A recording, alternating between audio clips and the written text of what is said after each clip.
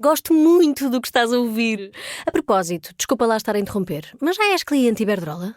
Como não? Então tens de ouvir antes isto. Quem fica na Iberdrola ganha mais. Descontos, vantagens, ofertas e só por aderir ganha 100 euros. Se a poupança e a energia verde também são música para os teus ouvidos, liga 800 500 500. Iberdrola.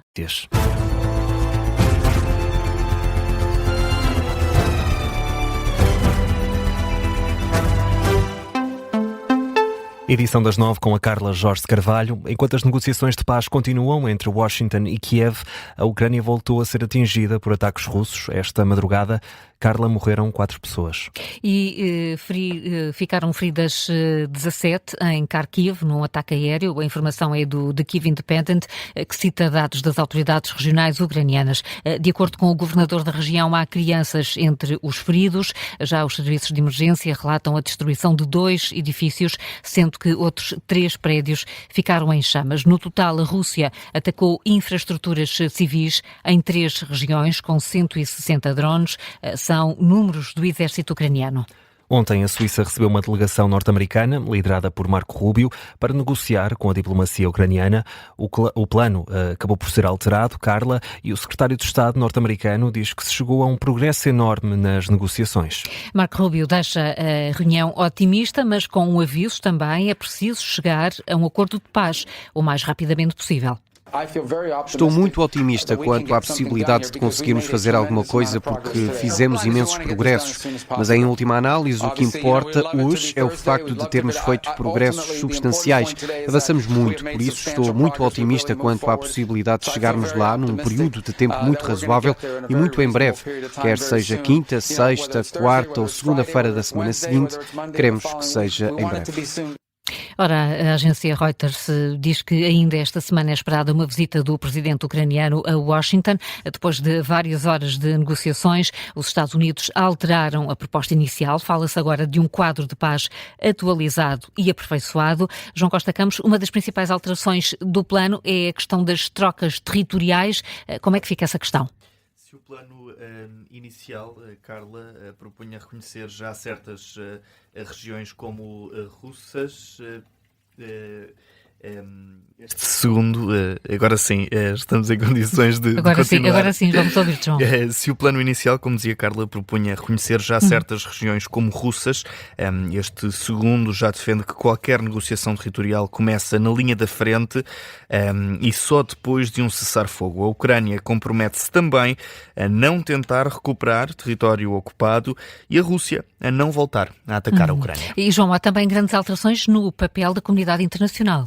E começamos pela NATO. O plano inicial queria proibir a entrada da Ucrânia na Aliança Atlântica. Agora essa adesão poderá acontecer se os aliados chegarem a um consenso. A Ucrânia tem ainda direito a garantias de segurança asseguradas pelos Estados Unidos e fica com um exército reduzido a 800 mil efetivos, mais 200 mil do que a proposta inicial.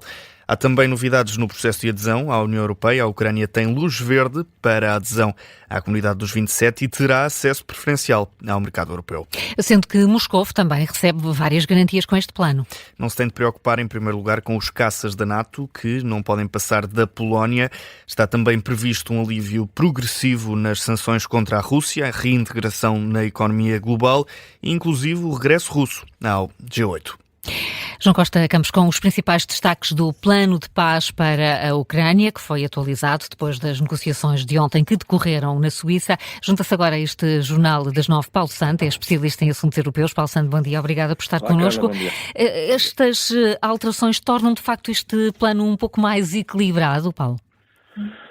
Um pouco mais equilibrado, é uma espécie de, enfim, é um exagero no sentido em que o outro não era de todo equilibrado.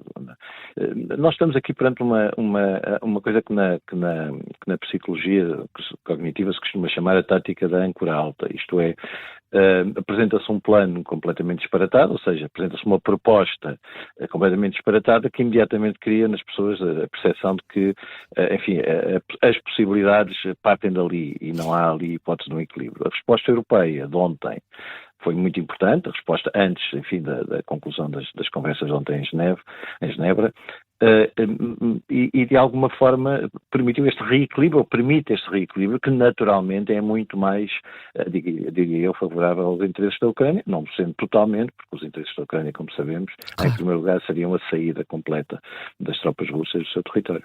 Sim, e a manutenção das fronteiras, o que claramente não vai acontecer.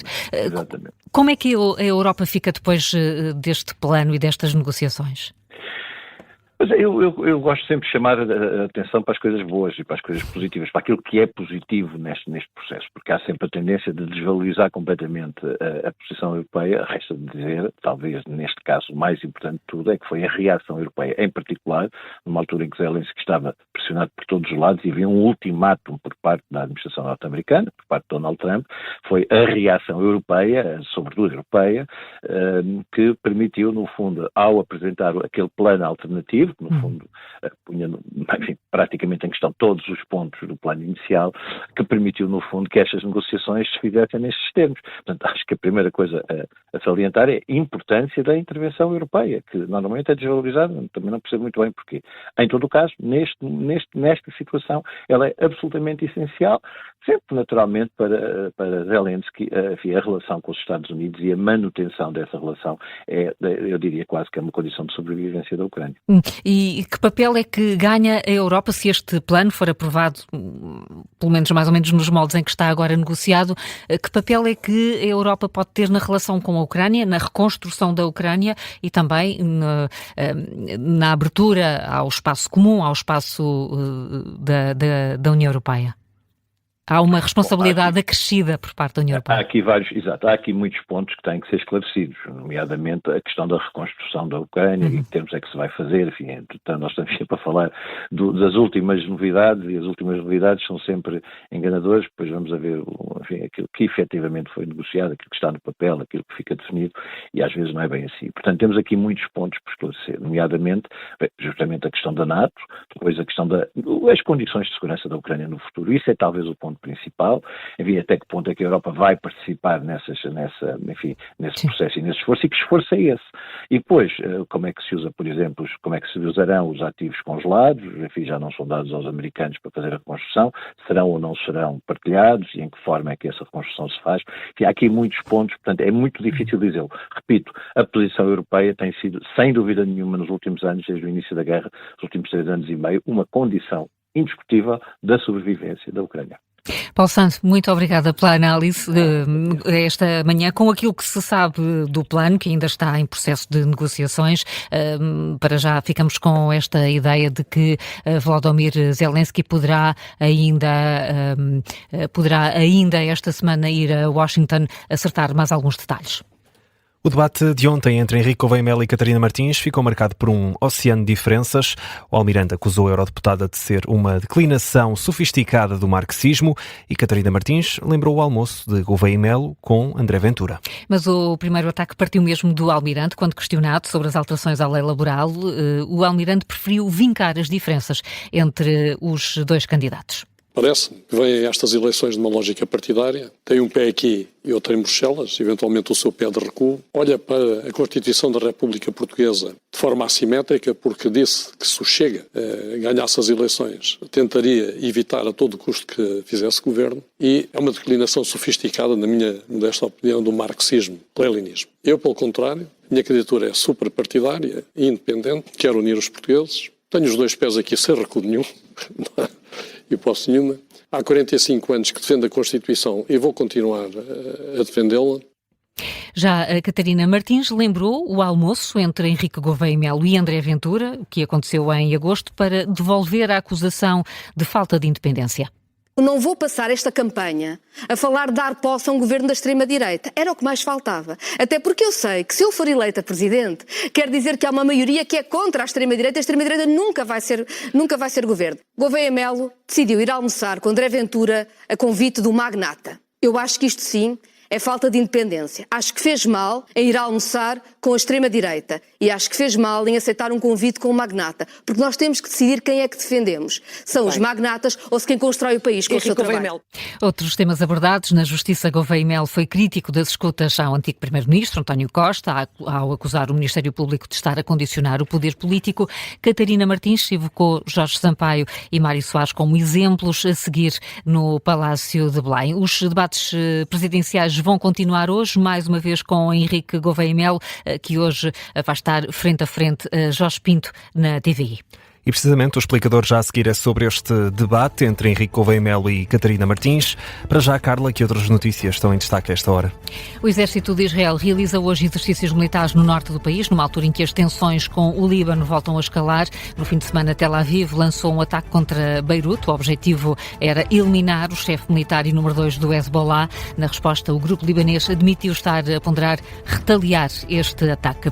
3 pessoas morreram num ataque suicida contra as forças de segurança no Paquistão. O ataque deu-se perto da fronteira com o Afeganistão, junto ao quartel-general da Polícia Fronteiriça. A agência de notícias France Press adianta que outras 4 pessoas ficaram feridas. Os 2 atacantes foram neutralizados. Hong Kong ordenou o corte imediato das relações oficiais com o Consulado-Geral do Japão no território e cancelou também um programa de intercâmbio entre estudantes. Em causa está o agravamento da luta diplomática entre China e o Japão devido a Taiwan. A medida entrou em vigor ontem, surge na sequência das declarações da primeira-ministra japonesa, que assumiu recorrer à força se Pequim tentasse ocupar ou bloquear Taiwan. O governo chinês fala numa interferência intolerável.